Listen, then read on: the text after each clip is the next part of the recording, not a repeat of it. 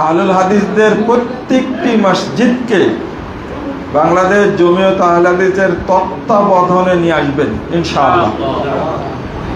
প্রত্যেক মসজিদে শাখা গঠন হবে। কি আপনারা রাজি আছেন? শাখা গঠন হবে এবং আমরা একটু আগের দিনে ফিরে যেতে চাই। সেটা হলো আল্লামা আব্দুল্লাহ আল কাফি আল কুরাইশি রহিমাহুল্লাহ যখন একবারে গ্রামগঞ্জে একেবারে মানে অজপাড়া গ্রামে তিনি যখন যেতেন, তখন আমরা দাদাদের কাছে গল্প শুনেছি, এরপরে মুরব্বীদের কাছে শুনি, তখন সকল আহলুল হাদিস ভাইয়েরা এক কাতারে ঐক্যবদ্ধ ছিল, তাই না? এখন আমরা ওইদিকে যদি ফিরে যাই তাহলে কি সমস্যা? সমস্যা? আমি এটাই বলবো। আল্লাহ রাব্বুল আলামিন বলছেন, ইয়াউমা তাবিয়াদ্দু বুজুহু ওয়া তাসওয়াদ্দু বুজুহ, কিয়ামতের দিন এক শ্রেণীর মানুষের মুখ হবে উজ্জ্বল, আল্লাহ তাদেরকে সম্মানিত করবেন। ওয়া তাসওয়াদ্দু বুজুহ, আর এক শ্রেণীর মানুষের মুখমণ্ডলকে আল্লাহ করবেন কালো, কুৎসিত, এবং তাদেরকে আল্লাহ অপমান করবেন। কিয়ামতের মাঠেই বোঝা যাবে কে জান্নাতি আর কে জাহান্নামী। এই আয়াতের অর্থ করছেন, ব্যাখ্যা করছেন ইবনু আব্বাস রাদিয়াল্লাহু আনহু। তিনি বলছেন, তাবিয়াদ্দু বুজুহু আহলিস সুন্নাহ ওয়াল জামাআহ ওয়া তাসওয়াদ্দু বুজুহু আহলিল বিদায় ওয়াল ফুরকা। যারা শরীয়ত মানে আহলুস সুন্নাহ ওয়াল জামাআহ এবং যারা ঐক্যবদ্ধ থাকে, আল্লাহ তাদেরকে কিয়ামতের মাঠে সম্মানিত করবেন। ওয়া তাসওয়াদ্দু বুজুহু আহলিল বিদায় ওয়াল ফুরকা, আর যারা বেদাতপন্থী এবং যারা জামাত থেকে বিচ্ছিন্ন, আল্লাহ তাদেরকে অপমান করবেন এবং তাদের চেহারা হবে জাহান্নামীদের মতো কালো, কুৎসিত। এই দুইটা কথা একটা গুরুত্বপূর্ণ প্রসঙ্গ আছে। কিছু কিছু মানুষ মনে করে যে আমি কোরআন হাদিস মানছি, আর কে কি করছে দেখার বিষয় না। ভাবখানা এরকম, জান্নাতে তিনি একাই যাবেন, তাই না? আপনি জান্নাতে যাবেন কি একা? কে কে আছেন একা জান্নাতে যাবেন? আপনি কি উম্মতে মুহাম্মাদি? জান্নাতে যাওয়ার সময় আমার ইমাম কে হবেন? কে বলেন? নামটা বলেন। মুহাম্মদুর রাসূলুল্লাহ সাল্লাল্লাহু আলাইহি ওয়াসাল্লাম। আল্লাহ বলছেন, ইয়াউমা নাদউ কুল্লা উনাসিন বিইমামিহিম, কাল কিয়ামতের মাঠে আমি প্রত্যেককে ইমাম সহ ডাকবো। ইমাম ইবনে কাসির রাহিমাহুল্লাহ বর্ণনা করছেন, ফাহাদা আকবারু শারাফিন লিআসহাবিল হাদিস লিআন্না ইমামাহুমুন নবিয়্যু সাল্লাল্লাহু আলাইহি ওয়াসাল্লাম। এই আয়াতের মধ্যে সবচেয়ে বেশি মর্যাদা রয়েছে আহলুল হাদিসদের জন্য, কারণ তাদের ইমাম হলেন একমাত্র মুহাম্মদুর রাসূলুল্লাহ সাল্লাল্লাহু আলাইহি ওয়াসাল্লাম। বলেন আলহামদুলিল্লাহ। তাহলে আমাদের ইমাম কে? আপনি কি শুধু ওনার সাথে আপনি একাই জান্নাতে যাবেন? ভাবখানা তো ওই রকমই। আমি যশোরে আছি, আমি একাই থাকবো, আমি তো কোরআন হাদিস মানি। তাহলে আহলুস সুন্নাহ হলেন আপনি। ওয়াল জামাআহ, ওয়াল জামাআহ কোথায় গেল? বুঝেননি মনে হয় কথাটা, তাই না? সুন্নাহ মানবেন, আর একটা আপনার উপরে করণীয় হলো দুইজন থাকলেও আপনারা এক থাকবেন। বলেন ইনশাআল্লাহ।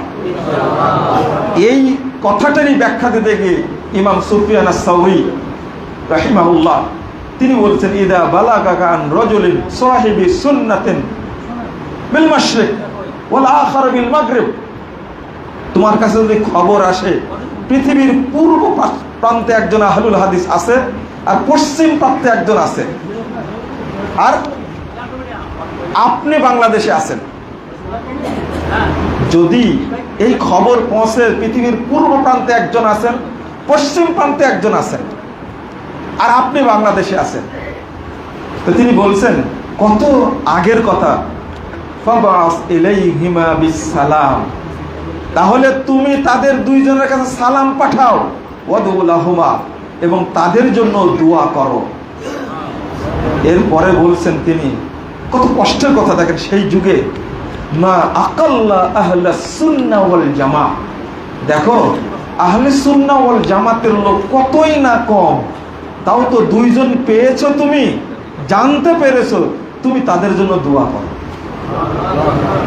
আর বাংলাদেশে থেকে, যশোরে থেকে আপনারা এক থাকবেন না, তাহলে আপনাদের শক্তি থাকবে না।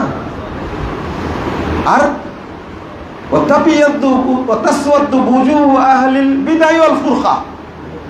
একজন মাকে প্রশ্ন করেছে, আজকে দুইটা প্রশ্ন করেছে, তার মধ্যে একটা প্রশ্ন হলো, আমি একজন আহলুল হাদিস, আমি যদি বাংলাদেশে যারা আহলে হাদিসদের মধ্যে আছে বিভিন্ন দল টল, সবার সাথে যদি কাজ করি তাহলে কি সমস্যা, কাজ করা যাবে কি? একটা প্রশ্ন করেছে। প্রশ্নটা তো স্বাভাবিক প্রশ্ন, তাই না? এই প্রশ্নের উত্তরটা কি? আমি রাসূল সাল্লাল্লাহু আলাইহি ওয়াসাল্লামের হাদিস দ্বারা উত্তরটা দিচ্ছি। 2165 নম্বর হাদিস তিরমিজির মধ্যে এসেছে, রাসূল সাল্লাল্লাহু আলাইহি ওয়াসাল্লাম বলছেন যে আলাইকুম বিল জামাআহ ওয়া ইয়াকুম আল ফুরকা, তোমরা ঐক্যকে ধরে রাখো, ফরজ এটা ঐক্যকে ধরে রাখা। ওয়া ইয়াকুম আল ফুরকা, যারা বিচ্ছিন্ন হয়েছে তাদের থেকে অনেক দূরে থাকো। উত্তরটা স্বাভাবিক, এটা আমার কথা না। এরপরে বলছেন ফাইন্নাশ শাইতানা মাআল ওয়াহিদ ওয়া হুয়া মিনাল ইসনাইনি আবআদ, কারণ শয়তান থাকে একজনের সাথে, দুইজন থাকলেও শয়তান সেখানে যায় না। কত সুন্দর উদাহরণ দিয়েছেন। ঠিক এই হাদিসটাই উল্লেখ করেছেন ইমাম সুফিয়ান সাউরি। আল্লাহ রাসূল দুইজনের কথা বললেন কেন, জামাতের কথা বললেন না, দুইজন, মানে দুইজনের যদি এক থাকেন আপনি, সেখানে শয়তান যেতে পারে না। তাহলে বিভক্তি থেকে আমাদের কি করতে হবে? দূরে থাকতে হবে। বিভক্তিটা একটা অভিশাপ, মনে রাখবেন, একটা কি অভিশাপ। আমাকেও তো পরামর্শ দিয়েছিলেন কিছু মানুষ যে মুজফফর ভাই, আপনি একাই একটা সংগঠন, আপনি একাই একটা জামাত, অতএব কারোর সাথে সঙ্গ দেওয়ার দরকার নাই, আপনাকে আমরা আমির বানাই, আর আপনি কি দাওয়াতি কাজ করেন, আমরা আপনার কাছে বায়াত করব। আমি বললাম যে খুব ভালো পরামর্শ, কিন্তু আমি আশ্চর্য হচ্ছি এই প্রস্তাব নিয়ে আসার জন্য শয়তান আপনাকে কেন পেল? অন্য কাউকে পায়নি, শয়তান কাকে পেয়েছে? তাকেই পেয়েছে। বলেন তো এই মানুষটাকে আহলে হাদিসদের বন্ধু না শত্রু?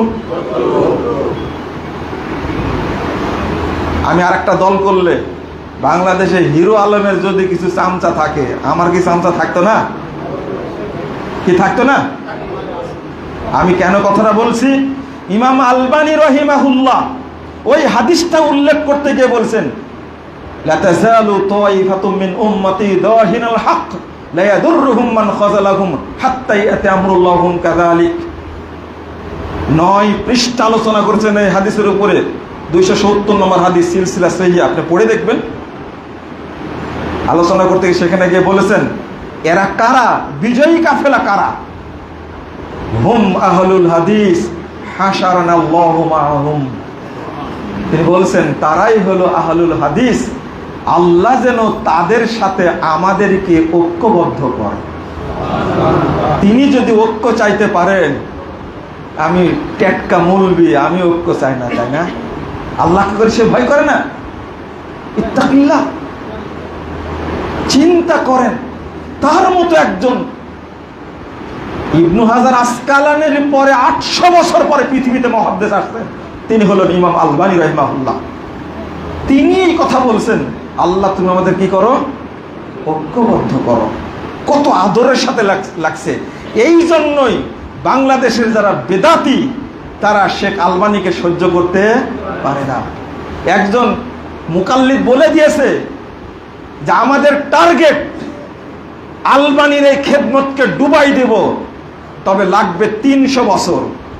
আমি বললাম দারুণ কথা তো, 300 বছরের মধ্যে আরো কয়েকজনকে পাঠাবেন আল্লাহ ইনশাআল্লাহ। হাদিস আসছে না 100 বছরের মাথায় কি আল্লাহ একজনকে পাঠাবেন। এই তোমরা 300 বছরে একজনের খেদমত ঢাকতে ঢাকতে আরো যে কতজন বের হবে, সেগুলো এমনিতেই, এই বেদাতগুলো এমনিতেই ছাট পড়ে যাবে। একবারে আল্লাহ এই বেদাতগুলোকে মাটির নিচে দাবাই দিবেন ইনশাআল্লাহ, ইনশাআল্লাহ। আপনি কি বুঝতে পারছেন? এমন ভাবে দরদের সাথে কথা বলেছেন আলবানী রাহিমাহুল্লাহ।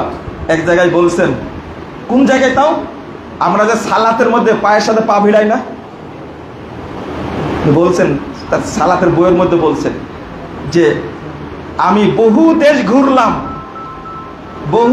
ঘুরলাম, শুধু এমনকি ব্রিটেনের কথা উল্লেখ করেছেন, কিন্তু একটা মাত্র শ্রেণী কাফেলাকে পেলাম, এখনো তারা অন্যান্য সুন্নাতের মতো এখনো আহলুল হাদিসরা সালাতে পায়ের সাথে পা মিলানোর সুন্নাত এখনো তারা ধরে রেখেছে। বলেন আলহামদুলিল্লাহ। এরপরে বলছেন আহলুল হাদিস হুম আহলুন নবী। মাশাআল্লাহ, কি সুন্দর। আহলে হাদিসরা হলো নবীর পরিবার। ওয়া ইল্লাম ইয়াসহাবু নাফসাহু আনফাসুহু সাহিবু। তাদের সাথে এখন নবীর সরাসরি সাক্ষাৎ না হলেও, সাহাবী না হতে পারলেও, এই সুন্নাত মানার কারণে নবীর শ্বাস প্রশ্বাসের সাথে সম্পর্ক রয়েছে। বলেন আলহামদুলিল্লাহ। কত সুন্দর আদরের সাথে কথা বলেছেন। আমি পরের ব্যাখ্যাটা বলতে চাচ্ছি না, সময় কম। এত সুন্দর গুণাবলী পাওয়ার পরেও আমরা কেন বিভক্ত থাকব? 2 নম্বর কথা প্রশ্ন করেছে একজন আলেম, বলেছেন যে বাংলাদেশে আহলুল হাদিসদের মধ্যে 2-1টা খণ্ড খণ্ড দল থাকলেও তাদের আকীদা মানহাজ এক, আমল এক।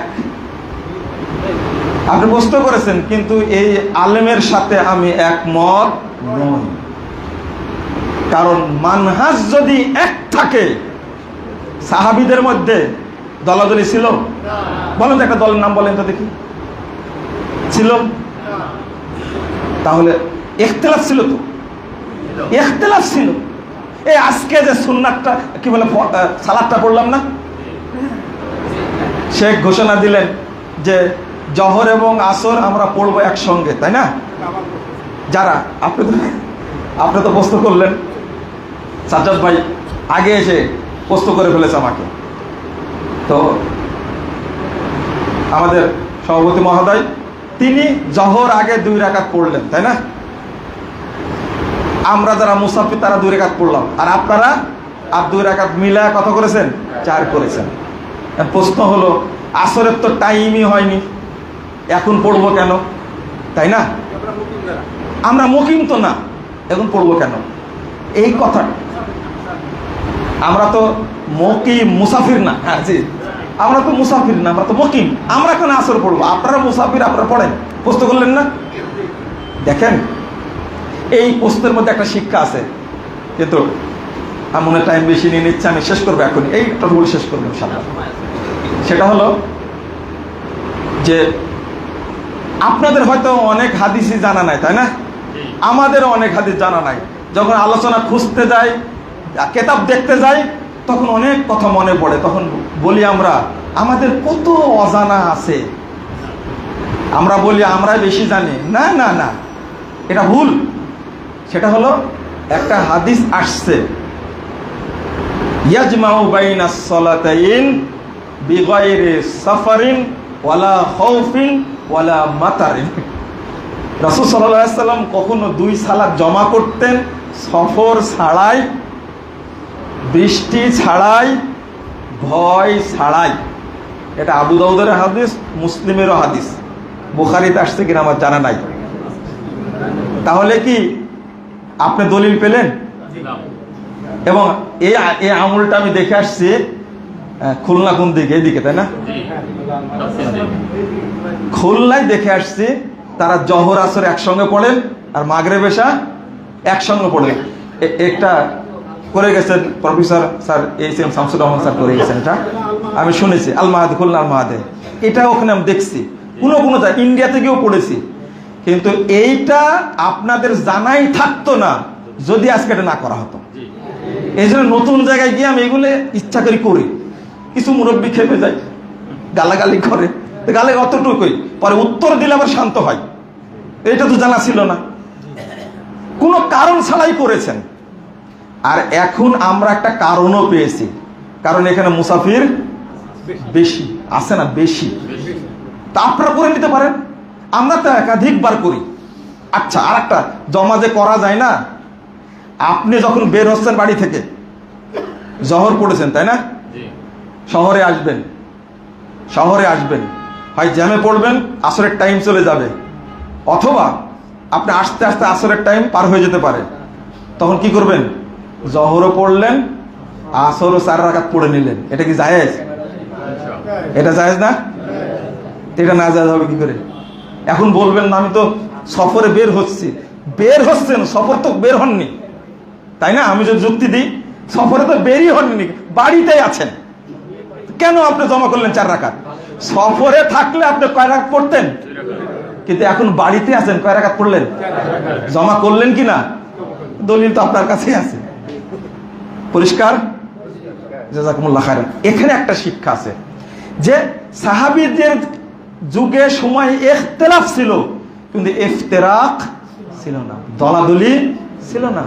উসমান রাদিয়াল্লাহু আনহু মিনাতে, সহিহ বুখারীর হাদিস তখন জানা ছিল, তিনি বললেন যে কাসাক মানুষ বেশি আছে, এই জন্য আমি সালাতটা পুরো পড়ি। ইবনে মাসউদ রাদিয়াল্লাহু আনহু 1968 নম্বর হাদিস আবু দাউদের মধ্যে এসেছে। উসমান রাদিয়াল্লাহু আনহু বললেন, খলিফাকে বললেন যে দেখেন রাসূল সাল্লাল্লাহু আলাইহি ওয়াসাল্লাম মিনাতে সালাত কসর করেছেন, কয় রাকাত? 2 রাকাত পড়েছেন। তো উসমান রাদিয়াল্লাহু আনহু তিনি তার কথা শুনলেন না, কারণ তিনি বুঝলেন যে এখানে স্থানীয় মানুষ বেশি আছে। আর আরেকটা কারণ হলো এই জমা করার হাদিসটা তিনি জানতেন না। তখন জমা যখন করা শুরু করেছেন, ওসমান রাদিয়াল্লাহু আনহু খলিফা, ইবনু মাসউদ রাদিয়াল্লাহু আনহু হাদিস জানেন, এখন কি করবেন বলেন তো দেখি? এখন বলবেন যে আপনি খলিফা, পড়লে পড়েন, আমি সালাত কি করব? কসর করব। কিন্তু না, ওসমান রাদিয়াল্লাহু আনহুর সাথে ইবনু মাসউদ রাদিয়াল্লাহু আনহু পুরাই পড়লেন। এরপরে কি বলছেন? আল খিলাফু শার, ইখতিলাফটা অকল্যাণ, এখানে কল্যাণ বয়ে আনে না। আচ্ছা, এই পড়লে কি সালাত কি নষ্ট হবে? এই জমা করে পড়া কি ফরজ? আর পুরা পড়া কি ওয়াজিব বা নফল? এরকম কি বিষয়টা? এটা কি হুকুমটা? কি মুস্তাহাব। মুস্তাহাব, এটা হুকুমটা মুস্তাহাব। তো তিনি বুঝলেন যে ইখতিলাফ করা যাবে না, বিভক্তি যেন না হয়, এটা সাহাবীদের আদর্শ। কিন্তু আমরা আজকে ছোট ছোট মাসালার কারণে কি হয়ে গেছে? দল করে ফেলেছি। আমার বিশ্লেষণে যেগুলো দেখছি, যেগুলো কারণ দেখানো হয় দল করার জন্য, এইগুলো কোনো কারণই না। এই জন্য মানহাজ ঠিক থাকলে আমরা বিভক্ত হব না, কারণ মাসালার কারণে বিভক্ত হতে পারি না। এটা আকীদাগত মাসালা না, উসুলগত মাসালাও না, বিভক্ত হব কেন? শেষে একটা কথা বলছি, আল্লাহর কাছে দোয়া করবেন, আল্লাহ তুমি আহলুল হাদিসদেরকে এক করে দাও। আমরা মুখে বলি বেশি, কিন্তু সেজদায় কি বলেন? সেজদাই বলবেন, সেজদাই বলবেন। দেখ কোন আলেম বলতে পারে সেজদাই? আল্লাহ তুমি আহলুল হাদিসদেরকে ঐক্যবদ্ধ করে দাও, আর যেন বিভক্তি না থাকে। রব্বানা গফির লানা ওয়া লিইখওয়ানিনা আল্লাযীনা সাবাকুনা বিল ঈমান ওয়া লা তাজআল ফি কুলুবিনা গিল্লাল লিল্লাযীনা আমানু ইন্নাকা রাউফুর রহিম। এটা বলবেন, সেজদার মধ্যে বলেন। আপনার মধ্যে কুটিলতা থাকলে আল্লাহ দূর করে দিবেন, আমাদেরকে আল্লাহ ঐক্যবদ্ধ করে দিবেন। আল্লাহুম্মা আল্লিফ বাইনা কুলুবিনা, বলেন আমিন। আমিন ইনশাআল্লাহ। আহলুল হাদিসরা ঐক্যবদ্ধ হবে ইনশাআল্লাহ। আমাদের একটা স্বপ্ন, আমরা সবাই ঐক্যবদ্ধ হয়ে ঢাকাতে একটা বড় সমাবেশ করবো ইনশাআল্লাহ। আল্লাহ যেন আহলে হাদিস উলামা কেরামকে সম্মতি দান করেন, আল্লাহ যেন তাদের অন্তরটাকে নরম করে দেন, আল্লাহ যেন একসঙ্গে এক মঞ্চে বসার জন্য তৌফিক দান করেন, আমিন।